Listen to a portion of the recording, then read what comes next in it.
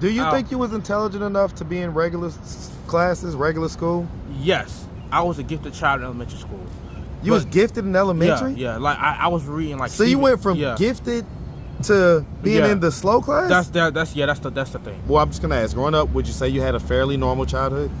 Definitely not. Okay, tell me about it. Whew, it's when I tell people, they don't really believe it, but it was. But the way my mom would deal with it would be kind of like illegal. You know what I mean? What would she do? So I guess as time went on, she got really, really angry, and so the punishment sort of just got like more messed up. So what would you say was the worst punishment? Like this one time, I didn't care, man. Like in my mind, I'm like, you're gonna go down for this either way, man. So I don't care. You go. I like from what the pain I had to go through. You need to spend your life in jail or something. Or then she's a teacher too. So I'm like, ain't no way, man. She's a teacher? Yeah, she's a teacher. In what county? What's up, YouTube? Back in the lab with KD for the summertime. And this time I got my hitters with me. If you want to get this work, hit up at KD with the muscle on Instagram. Now back to the content. What's up, YouTube? Atlanta Street Interviews out here with another one. So we got my guy out here today. How you doing today, man? Good. All right. So are you homeless? Yes, sir. Okay, and so how old are you? 20 years old. 20, and so how long have you been homeless? It's been on and off, sort of just been in and out of shelters, all that good stuff, on and off the street. So I'll say about 2 years. About 2 years. So pretty much since you turned 18? You said who?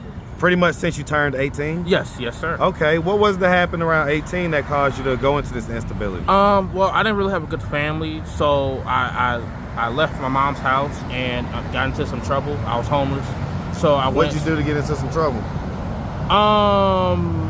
I'm gonna be honest, I wasn't like, it was more like a sort of hand-in-hand kind of thing. I wasn't really a good kid, but my mom and my family, they weren't like, they weren't great either. They weren't like, they were kind of horrible. So it caused me to leave. I just left, and even though I didn't have a plan, so one night I was hungry, and it was like, this was Georgia winter, so walked to the Walmart, stole me a whole bunch of food, and then next thing you know, the cops arrested me and threw me in jail. So the thing is, when I was in jail, I was asking my mom for my social security card, birth certificate, all that good stuff, and she was saying she didn't have it or something like that. So when I left after about 6 months, I didn't have nowhere to go. So I was pretty much homeless on the street, blah, blah, blah. I get it. Okay. Do you have any kids? No. No? Okay. Have you been married? No. No, okay. So let's just start from the beginning, man. So where are you from? I was born, I was adopted in Pennsylvania, and then I grew up down here. So it's sort of hand in hand in Atlanta and Jonesboro area. Okay, what age were you adopted at? I think about 5. 5? I don't really know for sure. Did you ever get any explanation as to why you were adopted? From what I could piece together, my real parents weren't crap. From what I know, that's what I was told. I don't really know the reason. Okay, so you've never connected with your biological parents or anything like that? I don't know what they look like. Wow. I can't even, like, I try to think about it. I can't even piece together an image. Huh. What effect do you think that's had on you growing up? Like, it, I ain't gonna lie, it's had a bad effect. Only because, like, it's more like, I don't know if you heard the saying, out of the frying pan into the oven. Because it's like, my real parents weren't crap. My foster parents weren't crap either. So it's more like it messed me up, you know what I mean? So, yeah. Just like a bad deal, either way it goes. Yeah. And so I have that due to, like, like, my mom, she had this thing where she'll keep me, like, locked up, or she'll keep me, like, sort of sheltered. So I never made any friends. I never got out there and saw the real world. So when I finally saw the real world at 18 years old, I was like a sheep and wolf, and I was like a sheep thrown to the slaughter. So I got robbed, I got freaking scammed, like, so I didn't know, because my mom didn't teach me that. Like, so let's talk about that. Let's talk about that. So okay, so you grew up you grew up, you know, as an adopted kid. Did you have brothers and sisters? Yes, I had 2 of them were my blood siblings, and then I had 4 total. 2 of them, 1 was adopted, 2 of them were my blood siblings, so they got adopted with me, and another one was my mom's real child. So okay, the 2 that were your blood siblings, were they older than you or younger than you? I'm in the middle, so I have 2 younger, so 2 older. The middle. Okay, I got you. Okay, and so growing up pretty much here, right? You say in Jonesboro. So growing up pretty much here, they were married, your foster parents, mom and dad, or was it just mom? Yes. Okay, so they were married, and so, you know, you tell us. I mean, it sounds like growing up, well, I'm just gonna ask, growing up, would you say you had a fairly normal childhood? Definitely not. Okay, tell me about it. Whew, it's when I tell people, they don't really believe it, but ooh, it was like I had a lot of not mental illnesses. I had a lot of problems based on what I went through in my adolescent years, because my real family, so abuse, all that good stuff. So I don't really, so that sort of messed me up mentally and stuff like that. So the way I would act, I would kind of act out all that good stuff.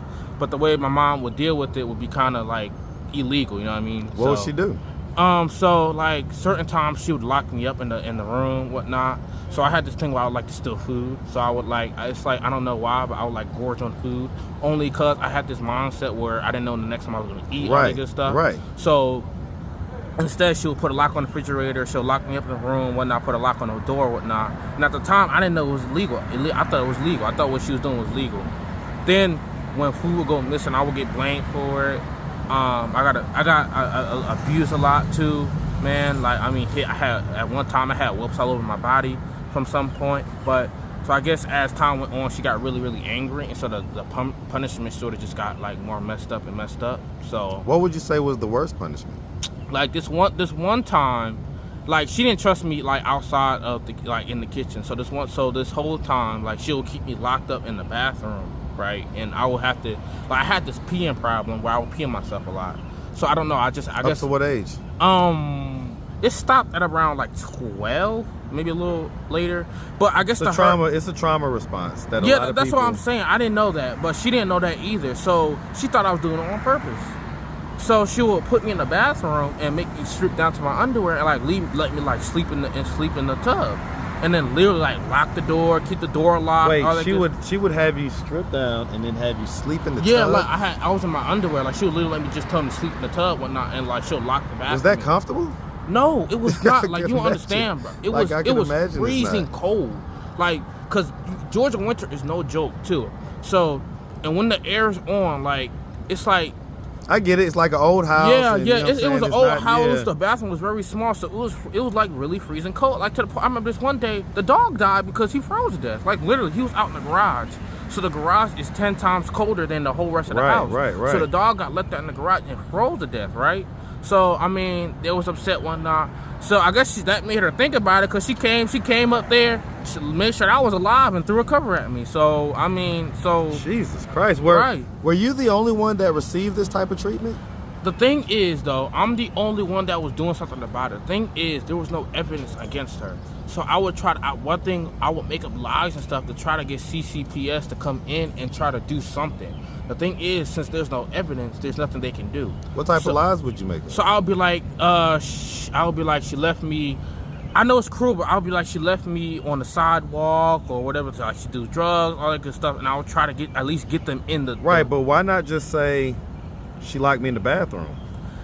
Because there's no evidence. There's not much they can do, and I was scared. I get it. Yeah, so that sort of painted me as they think, and then she's trying to say that, yeah, he has mental illnesses, all that good stuff, and so it sort of just became a big thing. Do you have any diagnosed mental illnesses? No, besides ADHD, I'm like little all over the place, so I talk a lot. Don't let nobody misdiagnose you, man. You don't seem like you have any mental illnesses. You seem, perfectly fine to me as far as intelligence goes. Maybe just trauma, right, and stuff that is kind of built up. So I'm gonna ask, because I rarely ask it to guys, but was there any sexual trauma or anything like that? No, not to me. From what I know of, I think my real dad, my sisters, but other than that, and they had to testify, and this is what I'm hearing, but from what I know. So is that maybe the reason why you guys had to end up going, or did that happen later in life?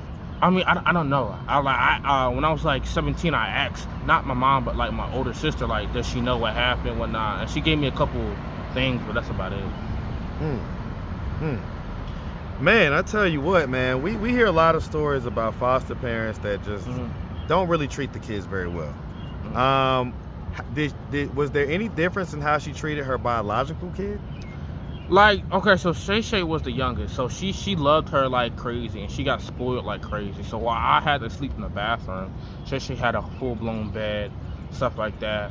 So the thing is that this was also done to my other blood sibling. But the thing is that she was so caught up in trying to be a good child or whatever. Or I don't know, that she didn't really care, or she tried her best to impress her mom. Yeah, right. impress everybody and whatnot. Right. I didn't care, man. Like in my mind, I'm like, you're gonna go down for this either way, man. So I don't care. You go. I like from what the pain I had to go through. You need to spend your life in jail or something. Or then she's a teacher too. So I'm like, ain't no way. She's man. a teacher. Yeah, she's in a what teacher. county? Clayton. Yeah, Clayton or Henry, one of them. Wow. So I'm like, you got to go down for this. Like that's my brain and what I'm thinking. So if I ask her, if I say, hey man, what's going on with this fella? What would she tell me? Yeah, that's the thing. So she was basically saying, so her main thing would be, I have an illness or I have mental abilities, and basically her main thing was basically be like, I'm an unruly child and I do what I want. But then that's the thing, I'm a child. I wasn't doing nothing like, I wasn't like a good child. Don't get me wrong, I was difficult and stuff like that, but I was still a child. I had some trauma in my head, and the fact how you did those things because you didn't know how to deal with it is crazy. You know what I mean? So as a kid, I was like upset because I didn't know what I was doing. Blah. But now thinking back on it, I know. See it more in hindsight. Yeah, it makes more sense. So she was trying to say that I have an illness. You know what I mean? He's being an unruly child. He's just bad to the point where everybody around her just looking at me like I'm just like she's a great mother, and I'm just pissing all over that when it's not. I'm just trying to make her go down for her sins. That's all. So yeah, though that's about it. So I mean, if she would have happened to come across this video on YouTube, right? What do you think her thoughts and her reactions would be? I mean, I don't really know. I haven't talked to her in about 2 years, so I don't really What know. about the father? What about the dad in this situation? What was he doing during this time when all this stuff was going on, all this torture and stuff was happening? Well, I mean, when I first got adopted, she was married, but they got divorced when I was like, they got divorced. When you was what age? Ooh. Around what grade? Around... That's a better way to remember it. Elementary school. Right, elementary. It's definitely in elementary school. Elementary, okay. Yeah, so they got divorced. So she had some on and off relationships, but she was kind of a single mom after that for the most part. Yeah, for the most part. Right. Okay, I get it. Okay, I do want to ask. So you went to school, right? You went to school, high school. Did you graduate? No. No. What was the highest grade? 11th. 11th. And so when you went to school, you didn't count that as kind of being around people, you know, because you said you was kind of kept away from people and stuff like that. But school is a whole environment of people. So the thing is that since I was labeled as a mental illness child, I was put in a IEP classroom. So it was only like probably me and like 3 other students. So I didn't have the freedom of, I didn't get to walk up. You didn't get the high school experience. So like in the special needs classroom, you're in there 24. Yeah, pretty much like, all day. All day. Like you go to lunch, you come back. Like they're the teachers are like right next to you, so you can't really go around and make friends. I get it. Like, hey, what's up, man? Yeah. And then the kids in my classroom were like, didn't really know speech, like drooling, so I couldn't really talk to them either. So I mean, it was only like. Why do you think you was put in that class? Because I had I would run away from home, steal food. So they'll be like, so she used that to write an IEP and sort of label me as. I don't. What are your thoughts on that? It messed me up because I have no friends. I have nobody. So I don't know how to talk to a woman. I don't know, I know nothing. Like, are you like still a virgin? Yeah. What was that hesitation? What was the hesitation that threw you off, huh? No, I didn't say that quite. But yeah. So basically, like I'm socially awkward. I can't. I'm trying my best to make friends. But the thing is, because I was sheltered as a kid, I don't know shit. Like I had to. Like it's crazy. Yeah, I mean you were sheltered because if you was in the IEP classes, and then you had the type of childhood that you had, and the type of home life that you had. Then yeah, I mean, I could see where you wouldn't really have a whole lot of social skills at all. Yeah, and then my family don't like me. They hate my guts, like calling me all kinds of names, bitches, motherfuckers. You ain't gonna be shit. So I'm dealing with that all day, every day. Like seriously, like she'll ask me to do the simplest thing, and like my thing is I have ADHD, so I overthink a lot of stuff. Or I'll. Do you think you was intelligent enough to be in regular classes, regular school? Yes, I was a gifted child in elementary school. You was gifted in elementary? Yeah. Like I was reading like. So you went from gifted to being in the slow class? That's the thing. That's the thing. Like, nobody questioned that? See, now you getting though, because as a kid I didn't really care, but I was reading like Stephen King books. It was like, okay, we want to skip him the grades, see what he do. Like, what grades was you doing like, this? Fourth, like actually all through elementary school, probably about fourth, fifth grade. So nobody questioned how you went from being considered gifted or nearly gifted to being in the slow classes. Right. Not that I know of. Okay. Now I'm questioning crazy, but it's like that, because that's odd to me. And I'm being honest. That's odd that no adult would like question that. And don't get me wrong, in a slow class, you're not learning nothing. Like you write, let me see, you write a paragraph, something like that. But at the end of the day, you are not learning ratios. I'm about to say, we know, brother. We know, man. Yeah, you are not learning what you need to learn. So I really ain't gonna lie, I dumb down. Like I cannot concentrate because it's like I don't know what I'm supposed to know. It's like I feel like I have to start my brain over from scratch. I can't even do long division now because I don't know. Like, it's been so long, so I don't like. They'll probably. Listen, I get it, man. I get it. So are you like in the shelter system right now, or are you kind of on the streets? So I have a job and stuff like that. So yeah, I'm sort of on the street having a job. So I work, sleep on the street, and I just do what I have to do. Okay, we're here at Crossroads. Are you basically just, are you doing case management and stuff like that? I'm trying to find a shelter to go to. I'm calling Covenant House and see if they'll take me. But other than that, it's pretty much, I'm just working. I have a check here today, came to get that, and that's about it. And we'll see if it's here today. So. Yeah, no doubt, man, no doubt. Huh, man, that's heavy, man. Like, it sounds like you just really had a rough deal. And don't get me wrong, I ain't trying to blame her for everything. You know what I mean? I had some part to play in it. I was a difficult child, but my mindset is this: I was still a child. Yeah, what you did to me as a child was not good. When you adopted me, you basically signed a contract saying that no matter what I do, what I go through, you'll still love for me and care for me. You know what I mean? And you won't abuse that. You basically abuse the contract point. And my standpoint, it doesn't matter. You could have at least give me back. You know what I mean? If you couldn't handle it, right. And then you come on, you're taking 3 kids out of an abusive home. Like, you didn't think you was gonna deal with some trauma. Like, come on, what was you thinking? Tell you what, man. I tell you what. Well, listen, man. Listen, my heart goes out to you, man. And on that note, if anybody out there did want to reach out, help, or donate, do you have a way they could do that? Do you have social media, Cash App, anything like that? I have social media and Cash App. What's your socials?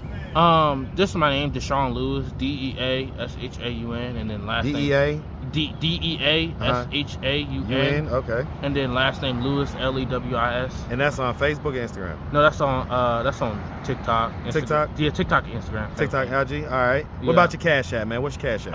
That's LE and then DeaSha. That's about it. LE and then DeaSha. Okay. Yeah. All right. Yeah. Well, listen, man. We really appreciate you, man, taking the time, answering all of our questions. And we definitely wish you nothing but the best. All right. Yeah. Thank you. Yeah, man. You make sure you have a good one, my boy. Thank you. Yes, sir.